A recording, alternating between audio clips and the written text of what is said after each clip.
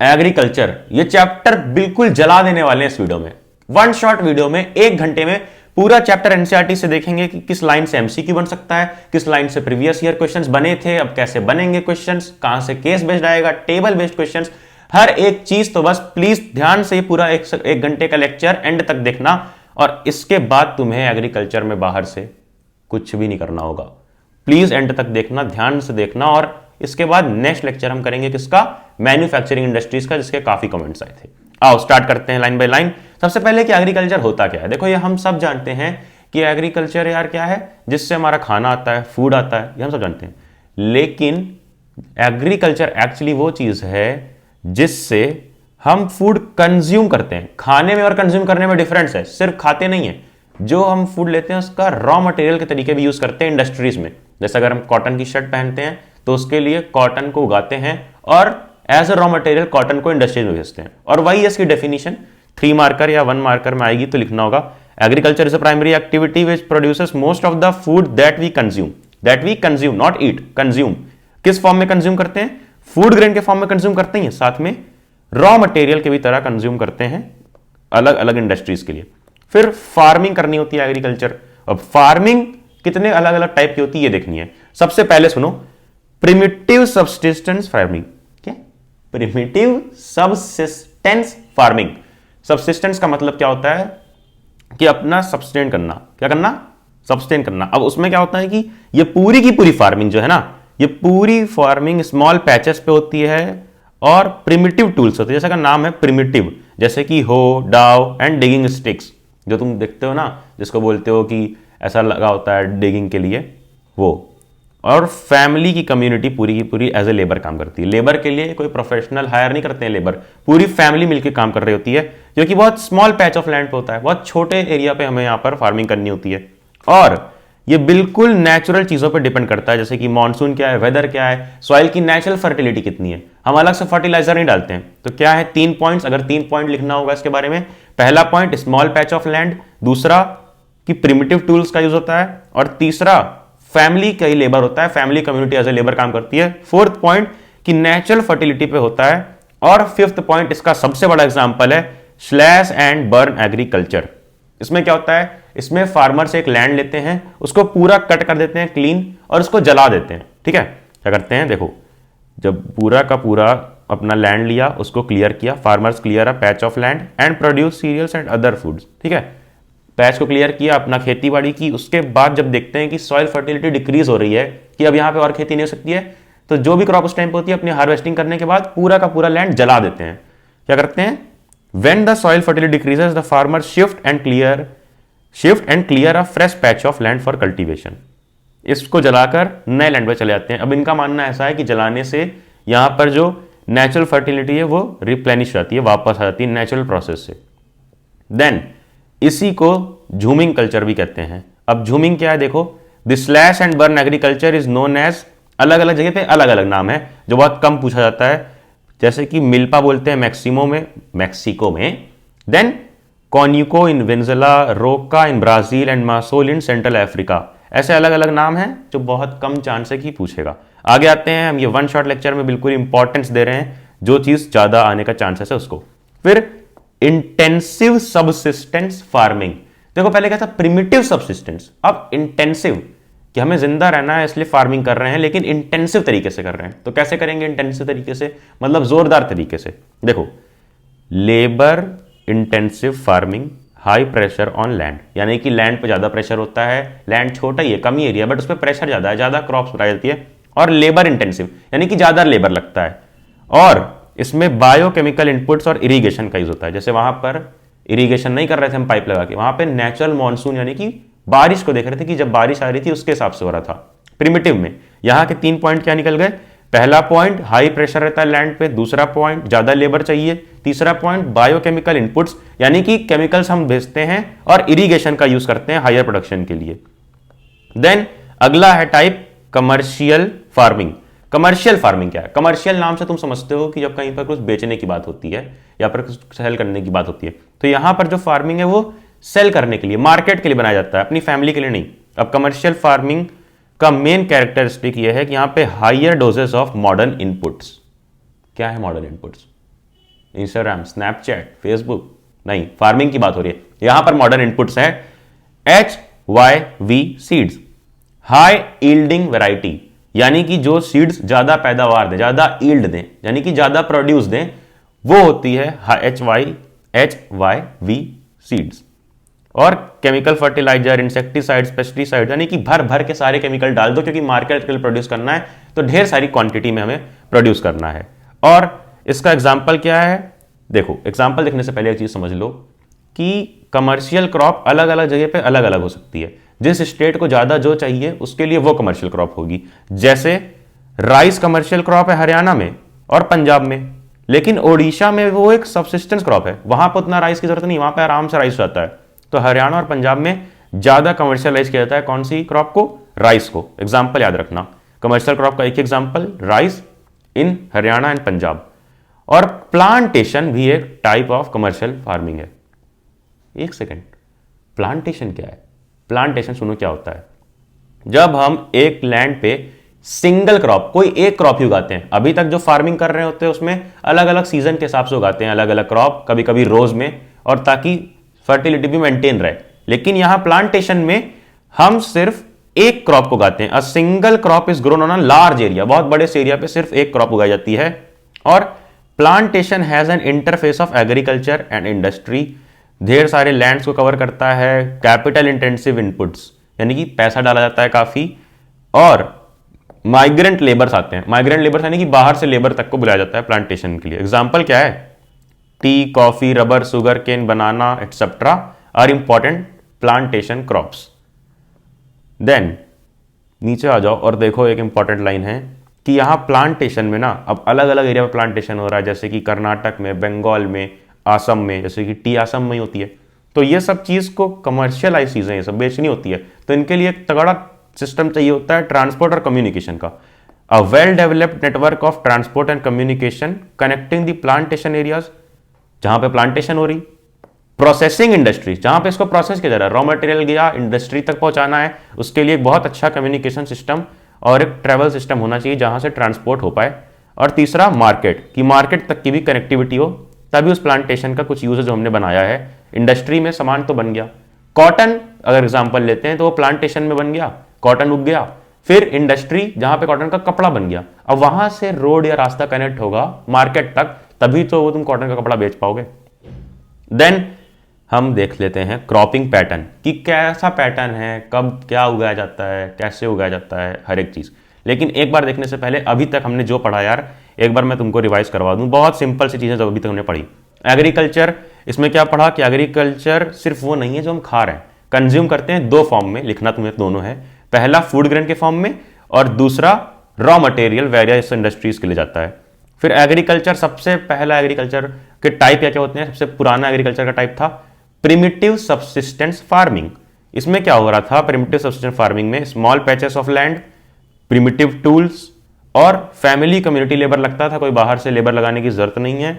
Natural monsoon चाहिए, कोई irrigation के लिए ट्यूबवेल नहीं लगी है, नेचुरल फर्टिलिटी पे डिपेंड करता है। और इसका एग्जांपल क्या है? Slash and burn agriculture.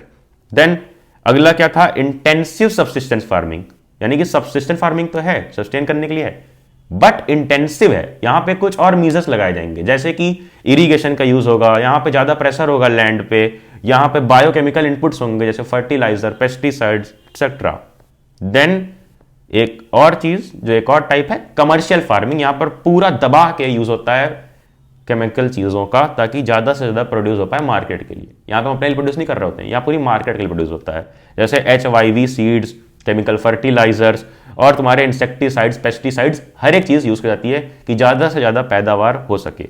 और एक चीज कि कमर्शियल क्रॉप हर जगह के लिए अलग होगी। ओडिशा में राइस कोई कमर्शियल क्रॉप नहीं है, वहां पे सबसिस्टेंस क्रॉप है, वहां पे आराम से राइस मिल जाता है, आराम से लोगों में कंज्यूम हो जाता है। लेकिन नॉर्थ एरियाज में क्या होता है, जैसे कि पंजाब हरियाणा में, वहां पे राइस एक कमर्शियल क्रॉप है। प्लांटेशन क्या है? प्लांटेशन भी एक टाइप है कमर्शियल फार्मिंग का। जैसे सिंगल क्रॉप को जब हम ग्रो करते हैं लार्ज एरिया पे, एक बड़े से एरिया पे कोई एक सिंगल क्रॉप को, फिर चाहे वो टी हो, कॉफी हो, रबर हो, सुगर केन हो, बनाना हो, ये सब, जैसे कि आसम में टी हो गया, नॉर्थ बंगाल में कॉफी हो गया, तो सॉरी आसम में टी और कॉफी कहां पर? कर्नाटक में, ये सारे अलग अलग स्टेट्स में। अब तुमने उगा तो लिया, उसके लिए एक नेटवर्क चाहिए होता है ट्रांसपोर्टेशन का। किसके लिए? प्लांटेशन के लिए, कि वो मार्केट तक जा पाए, इंडस्ट्रीज तक जा पाए, उसका यूज हो पाए। अब हम आ चुके हैं क्रॉपिंग पैटर्न पे। हमने रिवाइज भी कर लिया। देख लो कि क्वेश्चन क्या क्या बन सकता है इसमें से जो मैंने रिवाइज करवाया तुम्हें, यही 3 और 5 पॉइंट के क्वेश्चन बनेंगे कि प्रिमिटिव सब्स्टिट्यूशन पे 3 पॉइंट या 5 पॉइंट, उसके बाद इंटेंसिव पे और फिर कमर्शियल पे, फिर प्लांटेशन पे पूछ सकता है। और एक क्वेश्चन कि प्लांटेशन के बारे में लिखो कि how plantation is also a type of commercial farming, कि कैसे वो एक कमर्शियल फार्मिंग का ही टाइप है। तो वहां पे लिख देना कि एक सिंगल क्रॉप को ग्रो करते हैं और बहुत अच्छे से क्या करते हैं, पूरा का पूरा पैसा डालते हैं, माइग्रेंट लेबर्स आते हैं, कोई घर के लेबर नहीं काम करते हैं, और मार्केट के लिए प्रोड्यूस करते हैं, रॉ मटेरियल स्पेशली बनाते हैं जैसे cotton, sugar cane, coffee, tea. अब क्रॉपिंग पैटर्न पे आखिर आ जाते हैं। क्रॉपिंग पैटर्न अलग अलग टाइप के हैं, 3 टाइप के, राबी, खारीफ, जैद। ये सीजन पे डिपेंड करता है। इंडिया हैज 3 क्रॉपिंग सीजन, राबी, खारीफ, जैद। और इसमें इन सीजन्स में जो जो प्लांटेशन उगती है उन क्रॉप्स का भी नाम हो जाता है कि वो राबी क्रॉप है, वो खारीफ क्रॉप है और वो जैद क्रॉप है। तीनों ध्यान से समझेंगे, तुम्हें रटना नहीं पड़ेगा, तीनों याद करवा दूंगा मैं तुम्हें यहीं पे। राबी क्रॉप्स कौन सी होती हैं? जिस टाइम पे तुम पढ़ना स्टार्ट करते हो और जब तक तुम्हारा एग्जाम खत्म होता है, वो पूरा सीजन होता है राबी क्रॉप्स का। देखो, rabi crops are sown in winter from October to December. अक्टूबर से तुम पढ़ना स्टार्ट करते हो, सितंबर के बाद जब हाफ ईयरली हो जाता है, तो अक्टूबर टू दिसंबर। और हार्वेस्ट कब किया जाता है, यानी कि इसको उगाया देखो जाता है अक्टूबर और दिसंबर में। सीड्स डाल दी जाती हैं, सो करना यानी कि बोना, सीड्स बो दे देते हैं। देन समर्स के टाइम पे यानी कि अप्रैल टू जून में हार्वेस्ट किया जाता है, यानी कि काटा जाता है, फसल उग जाती है, इसको काट लिया जाता है। कब? समर के टाइम पे, अप्रैल टू जून, जब तुम्हारा एग्जाम खत्म हो चुका होता है, पढ़ने से लेके एग्जाम खत्म होने तक, अक्टूबर टू दिसंबर से लेके अप्रैल टू जून तक। अब इसके एग्जाम्पल जो है ना, वीट, बार्ली, पीस, ग्राम, मस्टर्ड। इसको याद मत करना, मैं मॉर्निंग बता रहा हूं ना, जब कोई पंजाबी तुमसे अपनी बाइक और कार का शो ऑफ करता है, तुमसे बोलता है BMW पाजी, BMW पाजी का BMW पीजी कर दो। बी से बार्ली, एम से मस्टर्ड, डब्ल्यू से वीट, BMW पाजी का पीजी, पीस और ग्राम। याद रखना BMW पीजी। अब तुमने देखो राबी क्रॉप्स याद कर लिए कि BMW पीजी, तो जितने भी बच गए वो खारीफ क्रॉप्स हो गए। और कुछ स्पेशली होते हैं जो जैद क्रॉप्स होते हैं, जो भी मैं दिखाता हूं तुम्हें आगे। राबी क्रॉप्स कहां कहां पे उगाए जाते हैं? North and north western areas में, जैसे कि पंजाब, हरियाणा, हिमाचल प्रदेश, जम्मू कश्मीर, उत्तराखंड एंड उत्तर प्रदेश। इसको कैसे भूल सकते हैं, उत्तर प्रदेश में ऑलमोस्ट हर चीज उगाई जाती है। देन इसके बाद खारीफ क्रॉप्स क्या क्या होती हैं ये देखना है। Kharif crops are grown with the onset of monsoon. जब मॉनसून आता है तब इसको स्टार्ट किया जाता है बोना। और हार्वेस्ट कब होता है? सितंबर से अक्टूबर। देखो यार, तुमने राबी याद कर लिया है, राबी याद कर लिया है। कैसे? कि एग्जाम से लेकर, एग्जाम के हम पढ़ने स्टार्ट करते हैं तब से लेकर तब तक, जब तक एग्जाम खत्म नहीं हो जाता बिल्कुल से, नया सेशन स्टार्ट होने का टाइम आ जाए। कहां से कहां तक? तुम्हारा मैंने अभी दिखाया ना यहाँ पे कि राबी होता है अक्टूबर से दिसंबर तक चलता है, और हार्वेस्ट कब होता है? समर में, जब तुम्हारा नया सेशन स्टार्ट होता है, अप्रैल से जून। तो जब ये डेट्स फिक्स हो गई राबी के लिए, तो जो बची हुई डेट्स हो गई वही तो रहेगी ना खारीफ में। जैसे कि वो क्या है, सितंबर से अक्टूबर में हार्वेस्टिंग होती है, इसके पहले अक्टूबर के बाद हमारा राबी चलता है, तो उसके पहले हार्वेस्टिंग। और कब सो गया जाता है? मॉनसून में, अप्रैल टू जून तक वो चल रहा था राबी क्रॉप, तो जून के बाद ही तो मॉनसून आता है। तो जैसे राबी खत्म खारीफ स्टार्ट, और जब खारीफ खत्म राबी स्टार्ट, ऐसा साइकिल चलती रहती है। और इसके इंपॉर्टेंट एरियाज कौन से हैं? आसम, वेस्ट बंगाल और coastal region of Odisha, Andhra Pradesh, Telangana, Tamil Nadu, Kerala and Maharashtra, जिसको तुम्हें याद नहीं करना है, बहुत कम चांसेस है कि ये क्वेश्चन आएंगे। जो इंपॉर्टेंट है सिर्फ वही मैं तुम्हें याद करने को बोलूंगा। जैसे कि 3 टाइप की पैडी यानी कि चावल ग्रो किया जाता है एक ईयर में, जो है ओस, अमन और बोरो। बी 3 टाइप के, ओस, अमन और boro, BORO। Then in between the rabi and kharif season. अब राबी एंड खारीफ सीजन के बीच एक छोटा सा शॉर्ट सीजन होता है समर के टाइम पे, जो है जैद सीजन। यहां पर वही उगता है जो तुम समर्स में खाते हो। क्या खाते हो समर्स में? नहीं, पॉपकॉर्न की बात नहीं कर रहा हूं। समर्स में क्या खाते हो तुम? वाटरमेलन, मस्क मेलन, क्यूकम्बर, ठीक है, ये सब चीजें खाते हो ना। तरबूज, खरबूजा, क्यूकम्बर, खीरा, जिसका सैलड बना के खाते हो। अधिकतर तुम्हें ये सब कब मिलती है, कब उगती है सब चीजें? गर्मी के टाइम पे। कभी रिवर के बैंक पे जाना, जैसे गंगा जी के बैंक पे या यमुना जी के बैंक पे, तो तुम्हें दिखेगा कि ये सब चीज़ें वहाँ पे उग रही होती हैं समर के टाइम पे। और ये सब वेजिटेबल की तरह यूज होता है और फॉडर क्रॉप के तरीके। फॉडर यानी कि क्या, यानी कि जो चारा डालते हैं गाय भैंसों कैटल्स को, वो होता है फॉडर क्रॉप। और शुगर केन के बारे में एक चीज़ लिखी है कि उसको ऑलमोस्ट 1 साल लगता है उगने में। याद कैसे रखोगे, शुगर केन ऐसे सीधी सीधी से होती है, याद कर लो 1 साल 1 ईयर लगता है उसको कंप्लीट उगने में। अब हमें डिस्कस करना है मेजर क्रॉप्स के बारे में। क्या डिस्कस करना है, मेजर क्रॉप्स के बारे में कि कौन कौन सी मेजर क्रॉप्स हैं अपने इंडिया में जो ग्रो की जाती है अगर अलग अलग क्लाइमेट रीजन और अलग अलग एरियाज में। जैसे मेजर क्रॉप्स कौन सी हैं, rice, wheat, millets, pulses, tea, coffee, sugar cane, oil seeds, cotton and jute. ये सब के बारे में डिस्कस करना और क्या याद करना है वो भी देख लेंगे। Rice, it is the staple food crop of majority of the people in India. बहुत ज़्यादा फेमस क्रॉप है, सब जानते हैं, राइस पूरे इंडिया में खाया जाता है।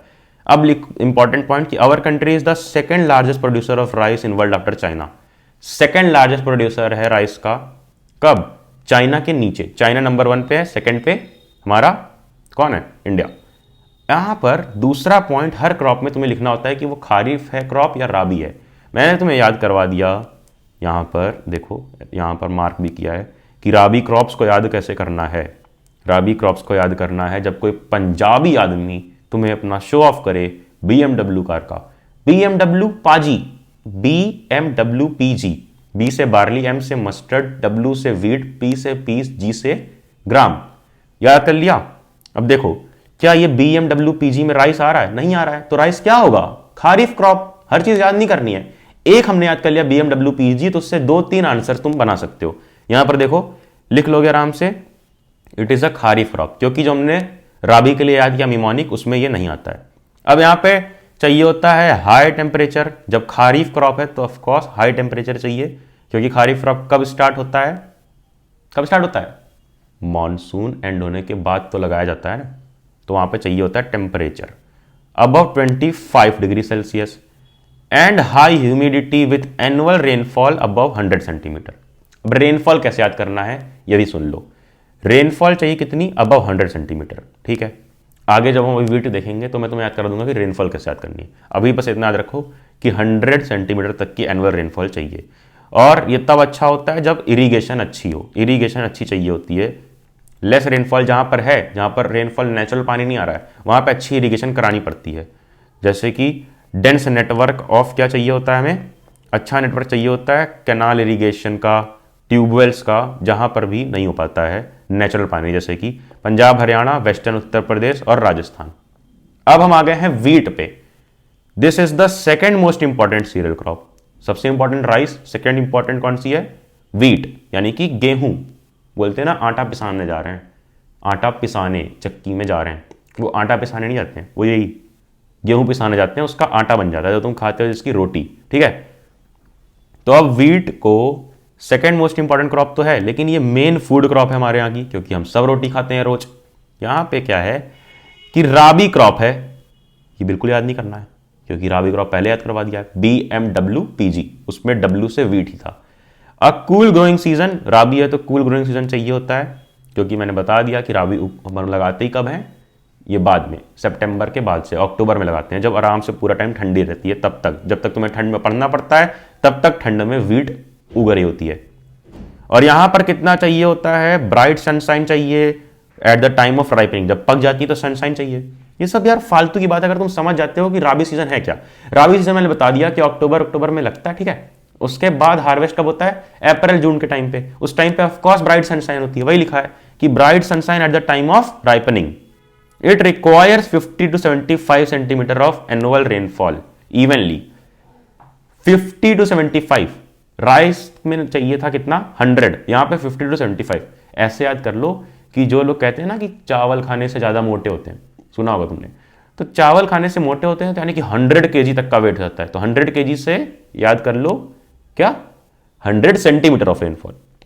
और वीट जो खाते हैं उनका वेट एवरेज रहता है, हेल्दी वेट रहता है 50 to 75 kg, तो 50 to 75 सेंटीमीटर। इस तरह के इमेजिनेशन से सोशल साइंस को याद करना और पढ़ना ईजी बना सकते हो। अब देखो वन लाइनर में, वर्ड में कैसे आएगा, वन लाइनर में या वन वर्ड में आ सकता है क्वेश्चन कि क्या है दो बहुत important wheat growing zone of our country, wheat growing zones in the country, Ganga Sutlej plain, कौन सा पहला, गंगा सतलुज प्लेन, और दूसरा black soil region of the Deccan. Deccan क्या होता है, इंडिया का मैप होता है ना ऊपर से नीचे तक, तो जो नीचे वाला पार्ट है ना पूरा साउथ वाला रीजन, उसको हम डेक्कन पार्ट बोलते हैं। अब यहां पर कौन कौन से मेजर स्टेट्स हैं, पंजाब, हरियाणा, उत्तर प्रदेश, बिहार, राजस्थान और कुछ पार्ट्स मध्य प्रदेश के जो राइस उगाते हैं, वीट उगाते हैं। थोड़ा तुम भी ध्यान दो एनसीईआरटी पर, वीट की बात हो रही है, ये वीट उगाते हैं, राइस हमने पहले देख लिया है। तो हमने कौन कौन सी दो क्रॉप डिस्कस की, राइस और वीट। एक बार देख लो दोनों में क्या डिफरेंस था। राइस क्या था, राइस तुम्हारा था खारीफ क्रॉप, ये कब उगता है, खारीफ सीजन में। सेकेंड लार्जेस्ट प्रोड्यूसर है इंडिया राइस का, और यहां पर 100 सेंटीमीटर चाहिए बारिश, 25 डिग्री सेल्सियस का टेम्परेचर और अच्छी खासी इरिगेशन चाहिए। जहां नहीं है वहां पे कैनाल इरिगेशन और ट्यूबवेल्स लगानी पड़ती हैं। सबसे अच्छे कौन से स्टेट्स हैं, पंजाब, हरियाणा, उत्तर प्रदेश में उगता है सॉरी। व्हीट वहीं पे क्या है, उल्टा है बिल्कुल इसका, ये सेकंड मोस्ट इंपॉर्टेंट क्रॉप है ये, लेकिन कूल एरिया में उगता है, राबी क्रॉप है, तो इसलिए खारिफ जो होते हैं वो तो उधर हो गए, राबी जो होते हैं वो बिल्कुल उसके अपोजिट सीजन, साइकिल चल रही ना, राबी खत्म तो खारिफ स्टार्ट, खारिफ खत्म तो राबी स्टार्ट। तो ये क्या है हमारा व्हीट जो है, ये हमारा है राबी क्रॉप, और ये कूल ग्रोइंग सीजन है। 50 to 75 सेंटीमीटर रेनफॉल चाहिए। मैंने कैसे याद कराया, जो लोग कम मोटे हैं, हेल्दी वेट है, वही लोग गेहूं खाते हैं, तो 50 to 75 सेंटीमीटर। जो ज्यादा चावल खाते हैं मोटे हो जाते हैं, तो 100 kg हो जाते हैं, इसलिए 100 सेंटीमीटर ऑफ रेनफॉल। अब इसके दो इंपॉर्टेंट ग्रोइंग जोन्स कौन से हैं, गंगा सतलज प्लेन और black soil region of Deccan. Punjab, Haryana, Uttar Pradesh, Bihar, Rajasthan, जो नॉर्थ के एरियाज हैं वो लगभग हर क्रॉप में तुम्हें मिल जाएंगे। देन आगे बढ़ते हैं मिलेट्स की तरफ। ये क्या है, ये थोड़े से अलग क्रॉप्स हैं। Jowar, bajra and ragi are the important millets grow in India. Coarse grains होते हैं, कोर्स ग्रेन्स यानी कि कोई सॉफ्ट ग्रेन नहीं है, ये कोर्स ग्रेन्स होते हैं, और लेकिन इसमें न्यूट्रिशन ज़्यादा होता है। जैसे कि रागी जो है उसमें कहो ढेर सारा आयरन, कैल्शियम और अदर माइक्रो न्यूट्रिएंट्स होते हैं, और रफेज होता है, रफेज यानी कि जो कचरा निकल जाता है। Jowar is the third most important food crop with respect to area and production. क्या तुम भी एनसीईआरटी साथ में पढ़ते रहो और मार्क करते रहो, जो मैं मार्क कर रहा हूं कि jowar is the third most important food crop with respect to area and production. It is a rain fed crop यानी कि पानी काफी ज्यादा मांगता है, तो इसलिए इरिगेशन चाहिए होता है इसको। और major jowar producing states are कौन कौन से हैं, महाराष्ट्र, कर्नाटक, आंध्र प्रदेश एंड मध्य प्रदेश। अब अगला कौन सा है, ज्वार के बाद बाजरा। जो मिलेट्स है ना इतने इंपॉर्टेंट नहीं है, इसलिए बस मेरे साथ मार्क कर लो, बहुत कम चांसेस आएंगे। क्या आ सकता है ज्वार से, ज्वार से आ सकता है कि व्हाट इज द थर्ड या which is the third most important food crop with respect to production, तो वहां लिख देना ज्वार, रेन फेड क्रॉप है। फिर उसके बाद बाजरा में क्या आ सकता है, bajra grows well on sandy soils and shallow black soil, sandy soil और जहां पे हल्की ब्लैक सॉइल होती है वहां पर।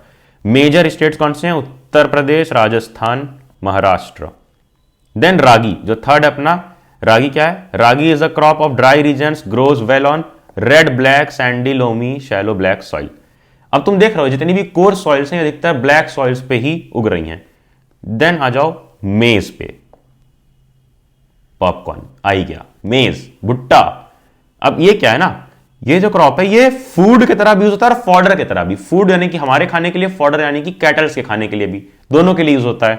और यहां पर 21 to 27 डिग्री सेल्सियस चाहिए यानी कि अच्छा खासा टेम्परेचर चाहिए, और ये एलुवियल सॉइल पे ही होता है। जो बेस्ट सॉइल होती है किसी भी चीज के प्रोडक्शन के लिए वो एलुवियल सॉइल है, ये एलुवियल सॉइल पे ही उगता है।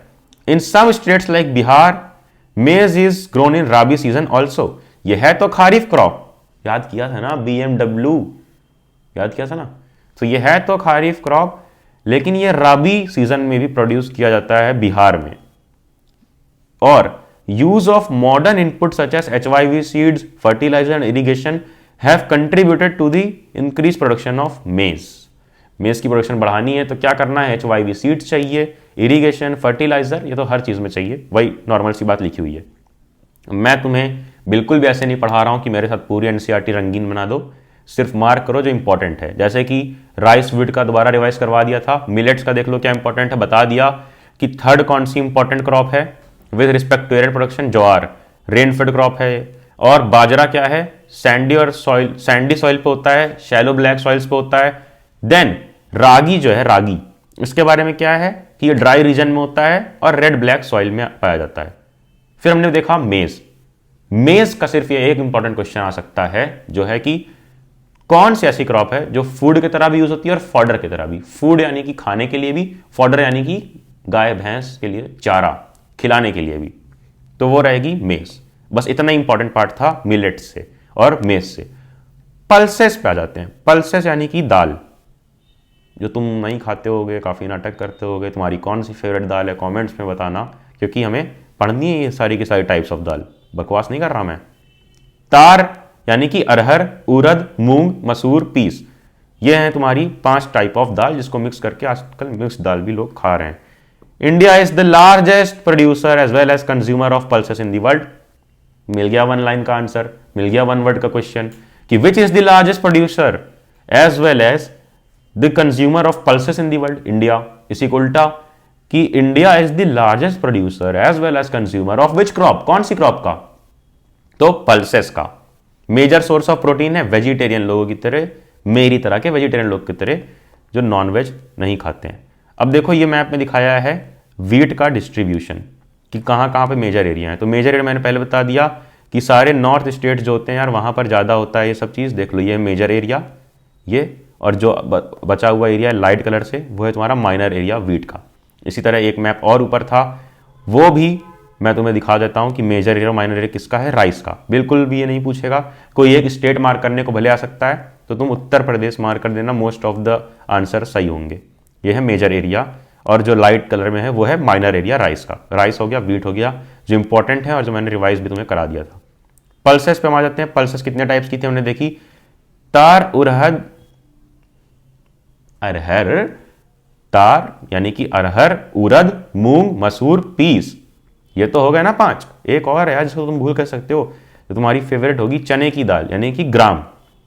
अब इसमें खासियत क्या है, इसकी कुछ खारीफ सीजन में ग्रो की जाती है और कुछ रबी सीजन में। हमें क्या पढ़ना है कि पल्सेस जो होती हैं वो लेस मॉइस्चर में भी सर्वाइव कर जाती हैं, ड्राई कंडीशन में भी उग जाती हैं, यहां तक कि वो सॉइल की भी मदद कर देती हैं, क्योंकि ये लेग्यूमिनस क्रॉप होती है, जो तुमने क्लास 6 में पढ़ा था। लेग्यूमिनस का मतलब, लेग्यूमिनस क्रॉप जो रिस्टोर कर देती हैं सॉइल की फर्टिलिटी, नाइट्रोजन फिक्सेशन करके। कौन से बैक्टीरिया से, राइजोबियम, पढ़ा था ना, भूल गए होगे, अभी बस इतना याद रख लो कि ये लेग्यूमिनस क्रॉप है, इसलिए all these crops except arhar help in restoring soil fertility by fixing nitrogen with air. याद रखना, एक्सेप्ट अरहर, ये क्वेश्चन आ सकता है कि कौन सा ऐसा है पल्सेस जो सॉइल फर्टिलिटी को रिस्टोर करने में हेल्प नहीं करता है, तो वो है अरहर। देन ये मोस्टली जितनी भी क्रॉप्स हैं इसको रोटेशन में ग्रो किया जाता है। क्यों रोटेशन में, एक क्रॉप लगाई फिर ये लगाई फिर कोई और क्रॉप लगाई, क्योंकि जब ये लगाई जाती है तो सॉइल की फर्टिलिटी वापस आ जाती है, इसलिए रोटेशन यूज करता है। और मेजर स्टेट्स कौन से हैं, मध्य प्रदेश, उत्तर Pradesh, Rajasthan.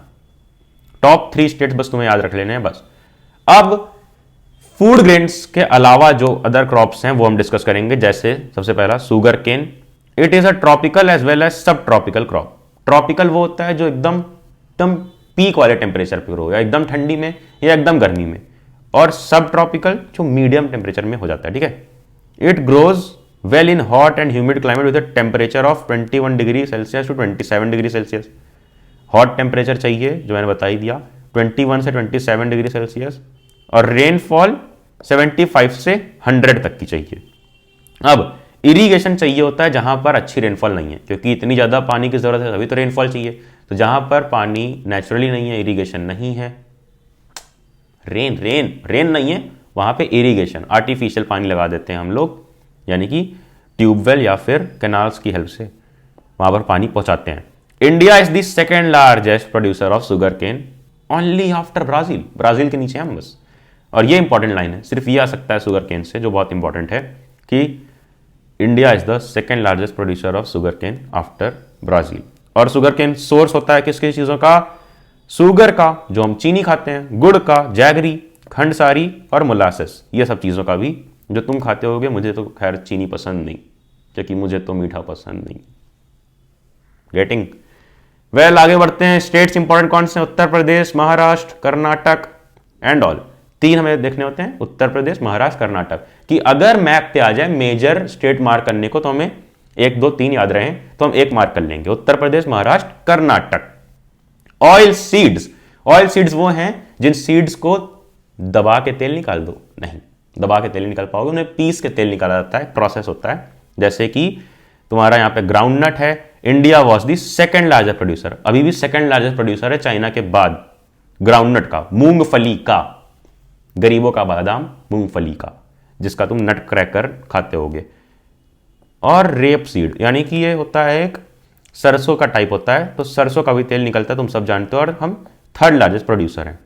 Then main oil seeds कौन कौन से हैं? Groundnut, mustard, coconut, sesamum, soyabean, castor seeds, cotton seeds, linseed and sunflower. Order नहीं दे रहा हूं कि क्या क्या तुम्हें खरीद के लाना है, बता रहा हूं कि मेन ऑयल सीड्स कौन कौन से हैं। ग्राउंडनट मूंगफली का, मस्टर्ड सरसों का, कोकोनट नारियल का तेल यार, पैराशूट एडवांस, फिर सीसमम तिल का, फिर soybean oil, castor oil, castor seeds रेड़ी का तेल, जिनके हेयर फॉल होते हैं वो कैस्टर ऑयल लगाते हैं और खाना भी बनाते हैं कई अमीर लोग। Cotton seeds, linseed and sunflower. बकवास बंद करके ये देख लो, आगे की लाइन बकवास नहीं थी, यही लिखा है। Most of these are edible and used as cooking medium, cooking medium के लिए यूज कर लेते हैं इन सब चीजों को। अब ग्राउंडनट के बारे में पढ़ लो कि groundnut is a kharif crop. हमने देखो राबी याद की थी, मेरे भाई और उनकी बहन, सुनो, हमने याद किया था कि राबी क्रॉप कौन कौन सी थी, BMW PG, और वो जी था ग्राउंडनट नहीं। तो ग्राउंडनट क्या हो जाएगा जब राबी में नहीं है? तो खारीफ क्रॉप, जो मैंने पहले बता दिया। और इसका मेजर किसमें आता है? ऑयल सीड प्रोड्यूस होता है बहुत ज्यादा। गुजरात लार्जेस्ट प्रोड्यूसर है ग्राउंडनट का, फिर सेकंड आंध्र प्रदेश और तमिलनाडु। और उसी तरह linseed and mustard rabi crop है।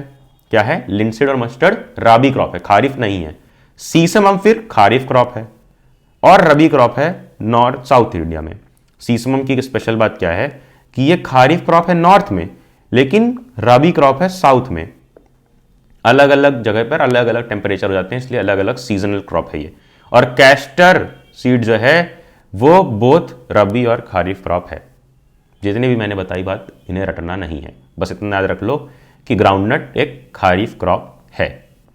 देन टी, चाय, जिसके बिना हमारी सुबह नहीं होती, जिनके बिना हमारा चैन नहीं होता, जिसके बिना हम जी नहीं पाते। नहीं, मैं तुम्हारी बाबू की बात नहीं कर रहा हूं, मैं चाय की बात कर रहा हूं। TEA, T cultivation is an example of plantation agriculture. Plantation agriculture क्या है हमने पढ़ लिया, कमर्शियल टाइप का फार्मिंग है जहां पर एक ही क्रॉप को बड़े से एरिया पे उगाते हैं, अच्छा खासा पैसा लगाते हैं।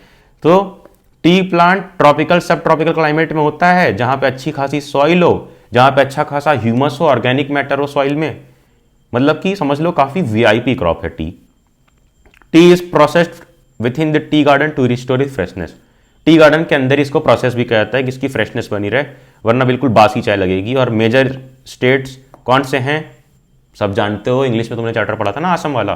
तो Assam, hills of Darjeeling and Jalpaiguri districts of West Bengal. West Bengal यार काफी बढ़िया जगह है। 2008 में इंडिया थर्ड लार्जेस्ट प्रोड्यूसर था और आज भी है थर्ड लार्जेस्ट प्रोड्यूसर, चाइना और तुर्की के बाद। जो डाटा एनसीईआरटी में हमें वो लिखना है, ये नहीं कि आज कहां पे, आज सेकंड पे है 2.5 पोजीशन पे, नहीं, थर्ड अगर दिया एनसीईआरटी में तुम्हारे लेटेस्ट, तो वही तुम्हें डाटा एग्जाम में भी लिखना है। कॉफी की बात करते हैं, जो थोड़े अमीर लोग पीते हैं, चाय हम लोग पीते हैं, थोड़े अमीर और जेंजी वाले लोग, यानी कि तुम सब पी सकते हो कॉफी। 2008 में इंडिया प्रोड्यूस करा था 3.2% ऑफ वर्ल्ड कॉफी। वर्ल्ड की कॉफी का 3.2% हमारे इंडिया में ही पैदा हो गया, गजब। और इंडिया की कॉफी अपनी क्वालिटी के लिए काफी ज्यादा फेमस है। कहां कहां पे होता है कल्टीवेशन? कर्नाटक, केरल, तमिलनाडु। कहां कहां? KKT, Karnataka, Kerala, Tamil Nadu. Horticulture crops, ये क्या है? हॉर्टिकल्चर यानी कि फ्रूट्स एंड फ्रूट्स का बात हो रहा है यहाँ पे basically. In 2008 India was the second largest producer of fruits and vegetable. तो फ्रूट्स एंड वेजिटेबल की जब बात हो हॉर्टिकल्चर क्रॉपिंग की, तो इंडिया सेकंड लार्जेस्ट पे है चाइना के बाद। India is a producer of tropical as well as temperate fruits. Tropical जो बहुत ज्यादा एक्सट्रीम कंडीशंस में पाए जाते हो वैसे फ्रूट्स भी, और टेम्परेट जो मीडियम टेम्परेचर में हो वैसे भी फ्रूट्स का बहुत अच्छा प्रोड्यूसर है। कौन? इंडिया हमारा। देन मैंगोज महाराष्ट्र के फेमस हैं, आंध्र प्रदेश के फेमस हैं, उसी तरह से गुआवा फेमस है कहाँ का, उत्तर प्रदेश, हमारे इलाहाबाद का बहुत फेमस है खाना कभी। आगे, India producers about 13% of world vegetable. World vegetable का 13% इंडिया प्रोड्यूस करता है, जिसके मेन कौन कौन से हैं, मटर, कॉलीफ्लावर, अरे पी यार, मटर बोल गया तो अब तुम्हें दिक्कत हो गई, pea, cauliflower, onion, cabbage, tomato, brinjal, potato यानी आलू, जिसके बिना हमारी जिंदगी अधूरी है। नॉन फूड क्रॉप्स, ऐसे क्रॉप्स जो फूड की तरह यूज नहीं होते हैं, as a raw material use होते हैं, जैसे रबर, ये एक इक्वेटोरियल क्रॉप है, स्पेशल कंडीशन में ग्रो होती है, require moist and humid climate with rainfall of more than 200 centimetre, कि बहुत तगड़ी रेनफॉल चाहिए। मैंने रेनफॉल मोटापे साथ कराया था, तो अगर कोई खा खा के रबर जैसा फैल जाए, स्ट्रेच हो जाए, तो 200 उसका वेट हो जाएगा, इसलिए 200 सेंटीमीटर याद कर लेना, टेम्परेचर 25 डिग्री। अब India ranked 4th among the world natural rubber production, India की रैंक 4 पे है, ठीक है। आगे बढ़ो, ये एक डाटा दिया हुआ है जिससे तुम्हें कुछ लेना देना नहीं है। Fibre crops, cotton, jute, hemp and natural silk are 4 major fibre crops of India. The first 3 are derived from crop, first 3 तो क्रॉप्स आता है, कौन कौन सा, कॉटन, जूट, हेम्प, ये तो तुम्हारा पेड़ उगा उससे आया। लेकिन सिल्क कहां से आता है, सिल्क आता है सेरीकल्चर से। किससे, सेरीकल्चर से। रियरिंग होती है सिल्क वॉर्म की, सिल्क वॉर्म को तड़पा तड़पा के निकाला जाता है उससे सिल्क, और इस प्रोसेस को कहते हैं सेरीकल्चर। एक लाइन में, rearing of silk worms for the production of silk fibre is known as sericulture. फिर कॉटन, जो बड़ा फेमस है, कॉटन प्लांट से आता है, one of the main raw material हमारी कॉटन टेक्सटाइल इंडस्ट्री का, तभी तो हम कॉटन के कपड़े पहनेंगे। हमें ऊल नहीं पहनना चाहिए क्योंकि वो शीप को काफी तड़पा के निकालते हैं, सिल्क भी नहीं, क्योंकि सिल्क देखो किसी की जान ले रहे हैं। अगर तुम ऐसी बिलीफ रखते हो, जानवरों के प्रति प्यार रखते हो, वीगनिज्म में बिलीव करते हो तो। और कॉटन तो प्लांट से आ रहा है तो यूज करते हैं। ब्लैक कॉटन सॉइल चाहिए होती है, सेकंड लार्जेस्ट प्रोड्यूसर थे हम चाइना के बाद, हर चीज में हम सेकंड लार्जेस्ट प्रोड्यूसर है चाइना के बाद, क्योंकि पॉपुलेशन तगड़ी है। बट अभी पता है क्या हुआ है, इंडिया की पॉपुलेशन चाइना से भी आगे हो गई है। समझ रहे हो, समझ रहे हो ना। आगे बढ़ते हैं कि कॉटन को क्या चाहिए, हाई टेम्परेचर चाहिए, लाइट रेनफॉल चाहिए, इरिगेशन चाहिए, और चाहिए सबसे इंपॉर्टेंट चीज 210 फ्रॉस्ट फ्री डेज, 210 दिन जहां पर कोई डिस्टर्बेंस ना हो, जहां पर कोई बर्फबारी ऐसा कुछ ना हो जाए, क्योंकि चाहिए ब्राइट सनशाइन ग्रोथ के लिए। फिर 6 से 8 महीना चलता है मैच्योरेशन में। और मेन स्टेट्स क्योंकि ब्लैक सॉइल है, ब्लैक सॉइल डेक्कन एरिया में निकलता है, जो ऐसे वी बना होता है वो होता है डेक्कन एरिया। कौन सा वी है, इधर महाराष्ट्र रहता है ना, इधर गुजरात महाराष्ट्र जाता है ना, तो महाराष्ट्र, गुजरात, मध्य प्रदेश, ये सब मेन एरियाज हैं जहां पर कॉटन होता है। अब जूट पे आ जाते हैं। जूट क्या है, गोल्डन फाइबर के नाम से जाना जाता है, वेल ड्रेन्ड फर्टाइल सॉइल में होता है, और मेन एरियाज कहां कहां पे हैं, वेस्ट बंगाल, बिहार, असम, ठीक है। Due to its high cost it is losing market to synthetic fibre and packaging material, particularly the nylon. Nylon का काफी ज्यादा पैकेजिंग यूज हो रही है, प्लास्टिक की पैकेजिंग यूज हो रही है। फाइबर जो हमारा ये है ना जूट, इसका क्यों नहीं हो रहा है, क्योंकि बड़ी हाई कॉस्ट है इसकी, इस वजह से इसके जगह पे सिंथेटिक फाइबर यूज हो रहा है, आर्टिफिशियल फाइबर जो है नाइलॉन। अब टेक्नोलॉजिकल एंड इंस्टीट्यूशनल रिफॉर्म्स, ये पढ़ना है। इसके पहले एक बार जल्दी से देख लो अभी तक हमने जो पढ़ा है उससे क्वेश्चन क्या क्या आ सकते हैं, क्योंकि इतना पढ़ लिया अब तुम कहोगे कि भैया हम कितना याद करें, लेकिन पूरा याद नहीं करना है।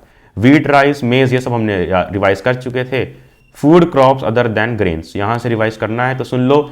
शुगर केन से एक इंपॉर्टेंट आ सकता है, ये चीज सिर्फ और सिर्फ कि इंडिया क्या है, सेकंड लार्जेस्ट प्रोड्यूसर तो है, बट इंपॉर्टेंट ये है कि गुड़, जैगरी, खंड सारी कहां से बनता है, ये सब चीज तो शुगर केन से।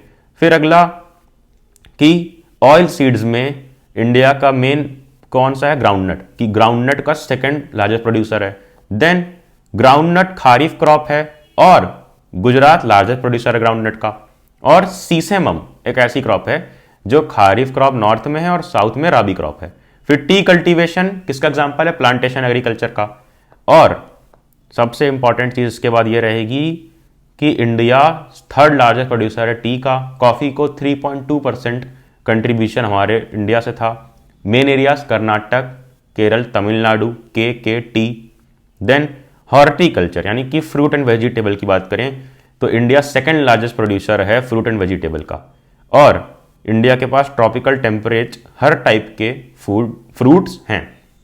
और इंडिया 13% वर्ल्ड की वेजिटेबल उगाता है। देन नॉन फ्रूट क्रॉप जो अभी चल ही रहा है, जैसे कि रबर में मैंने बता दिया। इक्वेटोरियल क्रॉप है, काफ़ी ज़्यादा बारिश चाहिए, खिंच जाओ मोटे हो जाओ, इतना बारिश 200 सेंटीमीटर का बारिश चाहिए।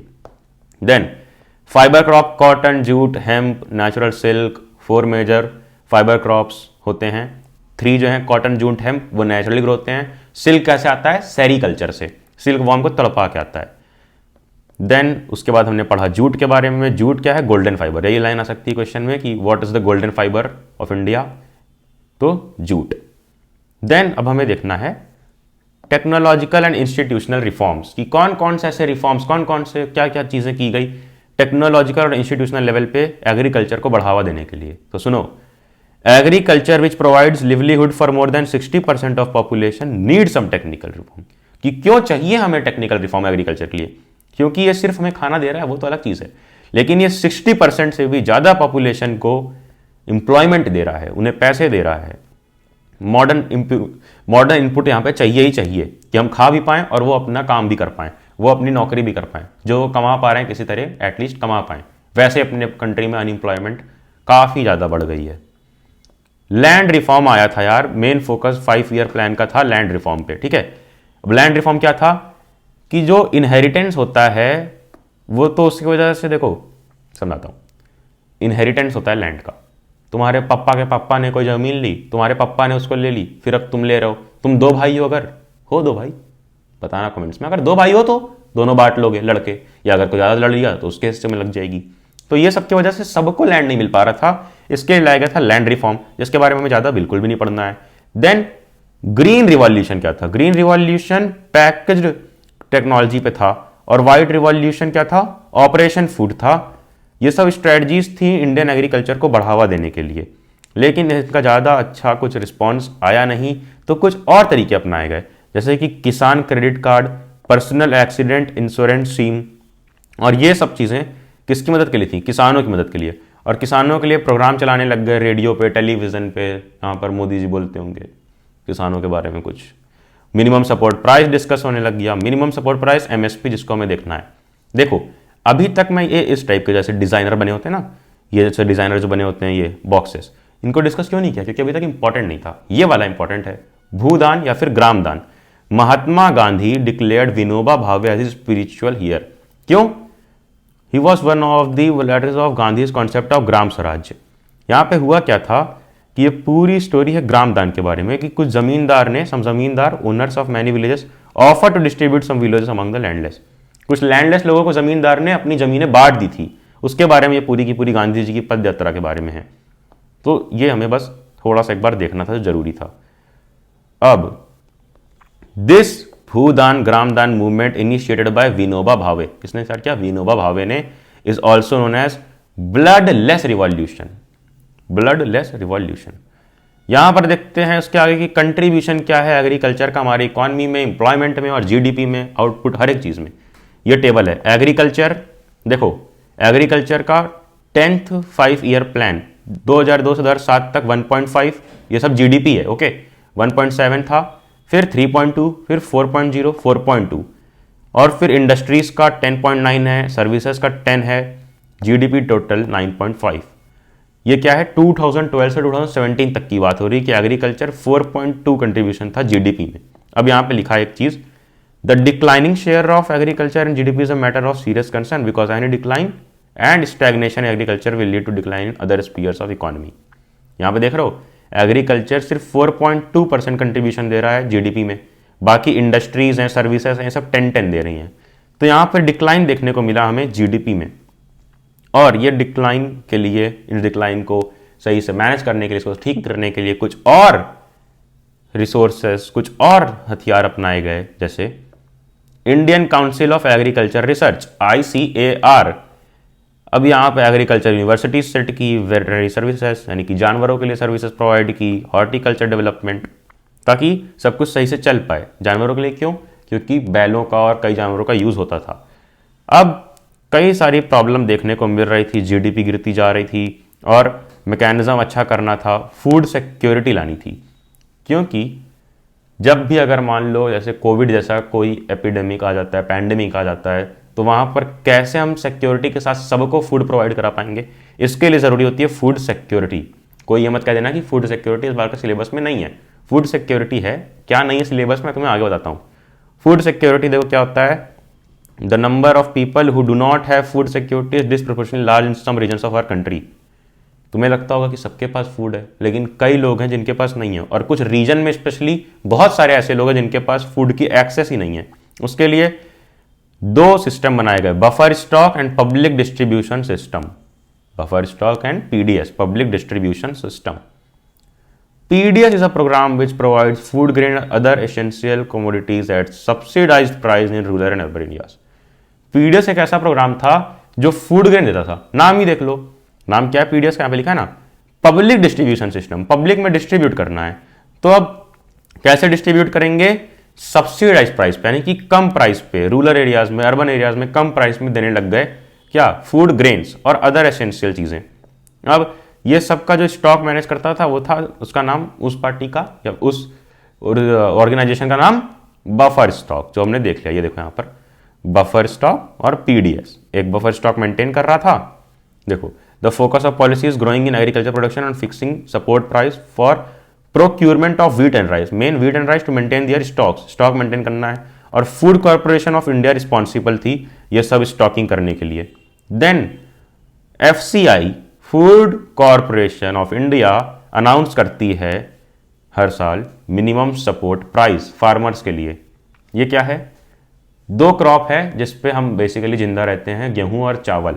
तो गेहूं और चावल खरीदती है गवर्नमेंट किससे, हमारे फार्मर से, एक प्राइस पे, एक फिक्स्ड प्राइस पे, जिसको बोलते हैं मिनिमम सपोर्ट प्राइस। ये अनाउंस करती है हमारी गवर्नमेंट और उस प्राइस पे खरीदती है।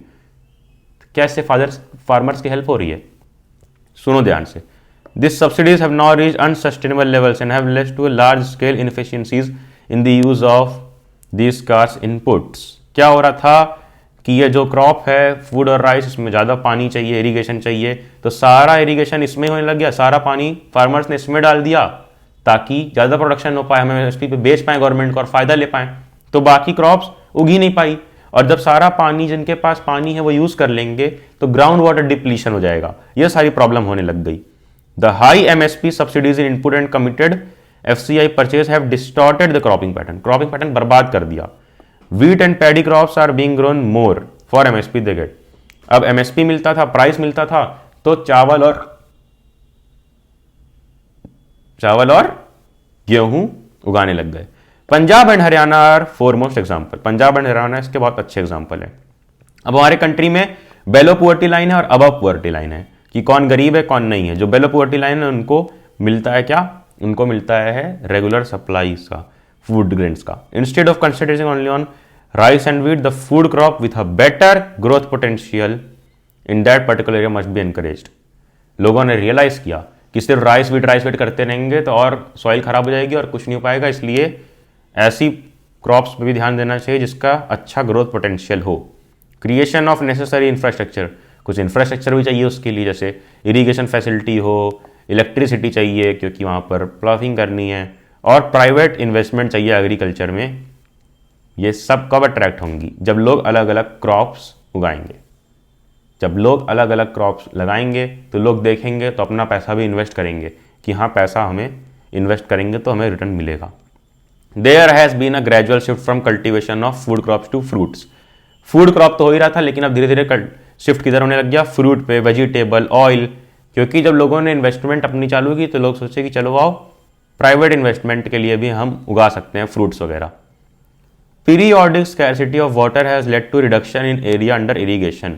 Inefficient water management has led to logging and salinity. अब पीरियोडिक स्कैरसिटी का मतलब होता है कि कहीं पे अगर पीरियोडिक यानी कि कम टाइम के लिए भी अगर पानी की कमी हो गई है तो उसके वजह से जो एरिया अंडर इरीगेशन है वहाँ पर काफ़ी प्रॉब्लम आती है।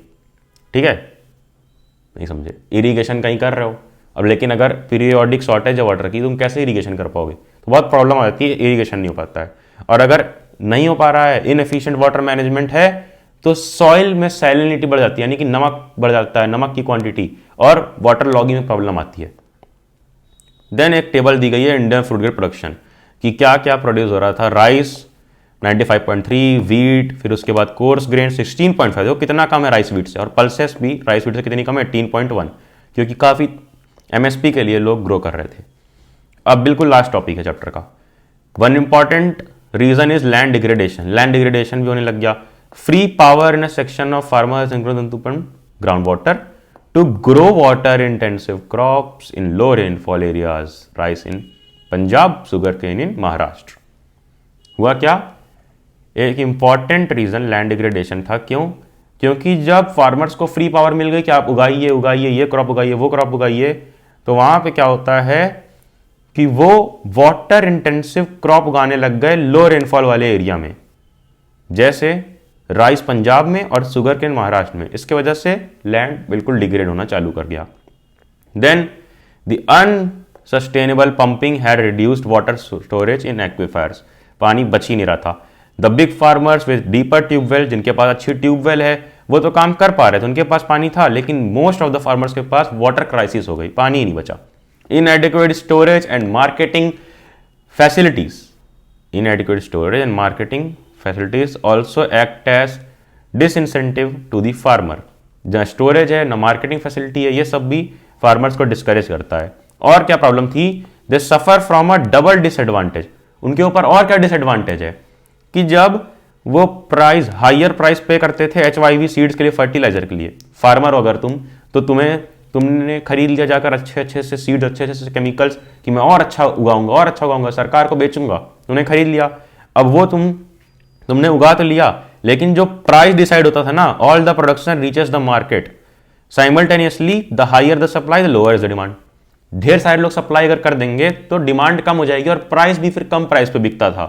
ये सब चीज़ों की वजह से काफ़ी ज़्यादा परेशान रहे हमारे फार्मर्स।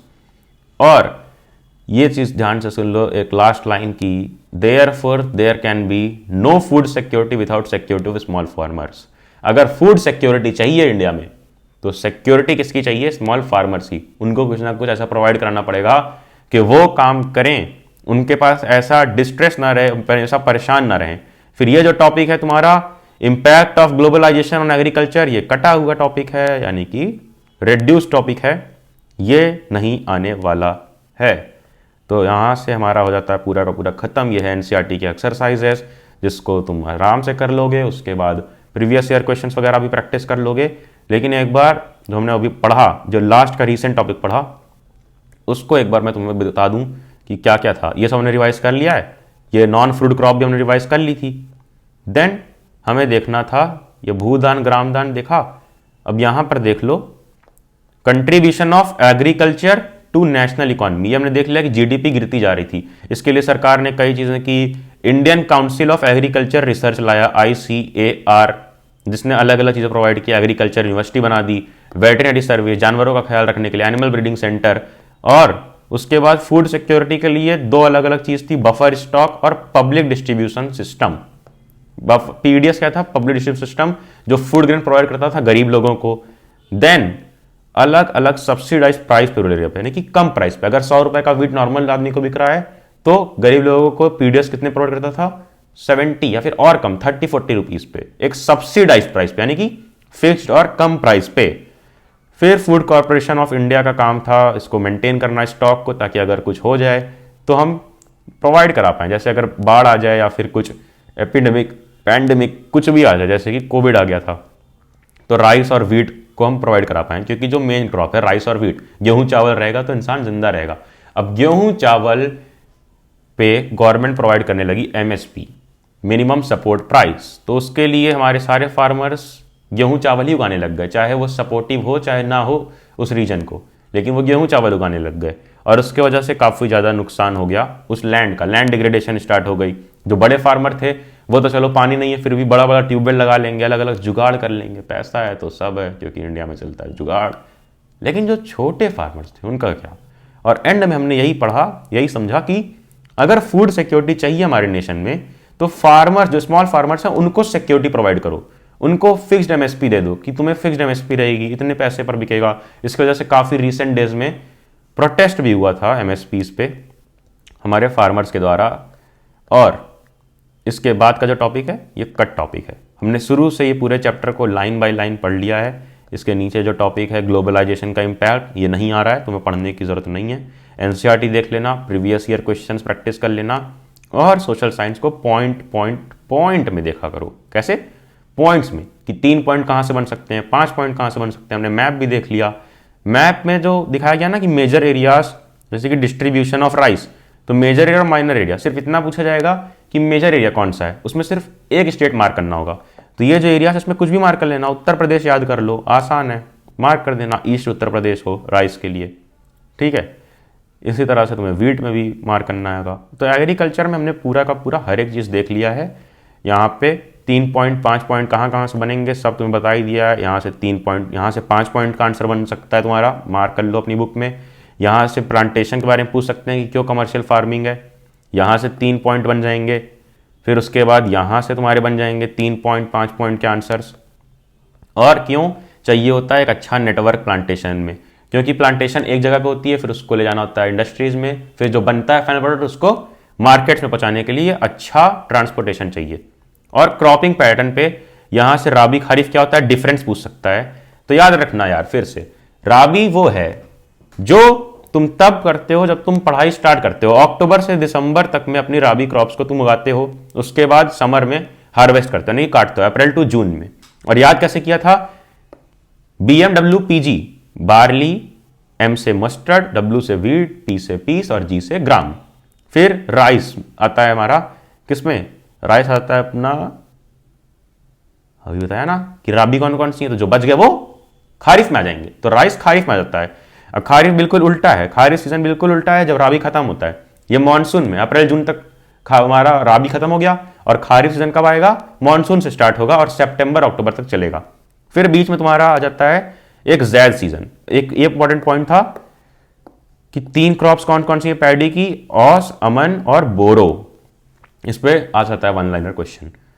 देन जैद सीजन है समर का, जहां पे वाटरमेलन, मस्कमेलन, क्यूकम्बर ये सब मिलता है। फिर नीचे आ जाओ, नीचे तुम्हारे ये सब पॉइंट्स हैं, वीट के बारे में चीज़ें दी गई थी, और मिलेट्स के बारे में, फिर पल्सेस के बारे में, ये हर एक चीज़ हमने देख ली है। अब ये सुन लो कि क्वेश्चन यहाँ से कैसे बन जाएंगे 3 पॉइंट 5 पॉइंट के। तुमसे पूछ लेगा ना कि वीट के बारे में लिखो, कंडीशंस क्या हैं, वीट के बारे में 5 पॉइंट लिखो, 3 पॉइंट, तो वीट के बारे में भी लिख सकते हो और राइस के बारे में भी लिख सकते हो। राइस के बारे में लिख देना कि सेकंड लार्जेस्ट प्रोड्यूसर है हम, खारिफ क्रॉप है, हाई टेम्परेचर चाहिए, 100 सेंटीमीटर की बारिश चाहिए और इरीगेशन अच्छा खासा चाहिए। 5 पॉइंट हो गए तुम्हारे आसानी से। फिर वीट जो चावल खाते हैं कम मोटे होते हैं, तो उनका वेट कम होता है, 75 kg तक का वेट होता है, तो 50 to 75 centimetre. Cool growing season, bright sunshine चाहिए जब वो राइप हो जाए। Second most important cereal crop है हमारे कंट्री की।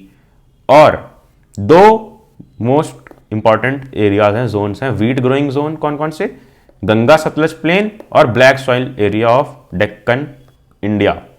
वो जो वी शेप इंडिया है उसको डेक्कन इंडिया बोलते हैं। देन मेज में तुम्हारा क्वेश्चन आ सकता है इंपॉर्टेंट कि ये कौन सी ऐसी क्रॉप है जो फूड और फॉडर दोनों तरीके से होती है, खाने के लिए और जानवरों को खिलाने के लिए, वो है मेज, और ये एलुवियल सॉइल में होती है। मिलेट्स के बारे में सिर्फ ये आ सकता है कि jowar is the 3rd most important food crop with respect to area and production. Then bajra sandy soil पे होता है, उसी तरह वही हाल हमारे रागी का भी है, सैंडी सॉइल और ब्लैक सॉइल पे ही होता है। Then pulses, India is largest producer. यही क्वेश्चन आएगा कि क्या ऐसी क्रॉप है जिसके हम लार्जेस्ट प्रोड्यूसर भी हैं और कंज्यूमर भी हैं। क्या है? पल्सेस, दाल। और जैसे मैंने राइस का बताया था ना, वैसे वीट का देख लो मेजर एरिया कौन से हैं, पिंक वाले। तो पिंक वाला मेजर एरिया है ये। इसका कोई भी एक स्टेट याद कर लो, मार्क कर देना, ये इधर याद कर लो, अपना पंजाब हरियाणा वगैरह हो गए, ठीक है। देन देख लो कि कौन सी, यहां से क्वेश्चन आएगा कि कौन सी ऐसी क्रॉप है जो लेग्यूमिनस होती है क्रॉप्स लेकिन रिस्टोर नहीं करती है सॉइल फर्टिलिटी, वो है अरहर। देन शुगर केन के बारे में है, ट्रॉपिकल सब ट्रॉपिकल। इंपॉर्टेंट यहाँ पे है ऑयल सीड, ग्राउंडनट के बारे में। ग्राउंडनट के बारे में जितने पॉइंट्स हैं ये सब देख लेना है। ग्राउंडनट के हम कौन से प्रोड्यूसर थे, सेकंड लार्जेस्ट प्रोड्यूसर थे इंडिया। और यहाँ पे है ग्राउंडनट के बारे में सारे पॉइंट, ये कि groundnut is a kharif crop और accounts for about half of the major oil seed. Half major oil seed का प्रोडक्शन हमारा यही है। देन नीचे टी और जितनी भी चीज़ें हैं ये सब डिस्कस की, कॉफ़ी डिस्कस की, हॉर्टिकल्चर क्रॉप्स कि इंडिया सेकंड लार्जेस्ट प्रोड्यूसर है फ्रूट्स और वेजिटेबल का। फिर non food crops non fruit crops उतनी इंपॉर्टेंट नहीं है। फिर भूदान ग्रामदान और उसके नीचे का पार्ट यार इतना इंपॉर्टेंट नहीं है, फूड सिक्योरिटी वाला जो मेन टॉपिक है इसके पहले ही है और ये यहां से आ भी नहीं रहा है। इस तरह से हमने जला दिया ये चैप्टर, स्वाहा कर दिया ये चैप्टर। कुछ भी अब पढ़ने की जरूरत नहीं बाहर से, सिर्फ प्रैक्टिस करने की जरूरत है। अच्छे से अच्छे सैंपल पेपर्स लगा लो एंड के टाइम पे, अगर कम टाइम बचा हुआ है। पूरा सिलेबस इसी तरह हम जलाएंगे यहां पर ज्योग्राफी का। नेक्स्ट चैप्टर कौन सा चाहिए कमेंट्स में जल्दी मुझे बता दो, और वो भी इसी तरह एनसीईआरटी पर ही हम जलाने वाले हैं वो भी चैप्टर। तब तक करना क्या है, सब्सक्राइब कर लो। 20K का टारगेट था हमारा, सब्सक्राइब बटन दबा दो, लाइक हिट कर दो, शेयर कर दो ये लेक्चर जिसको चाहिए उसके पास, अपनी बाबू के पास भी, और नोटिफिकेशन छेड़ दो कुछ भी मिस ना हो। और टिल देन क्या, अबे जाना जा पढ़ ले।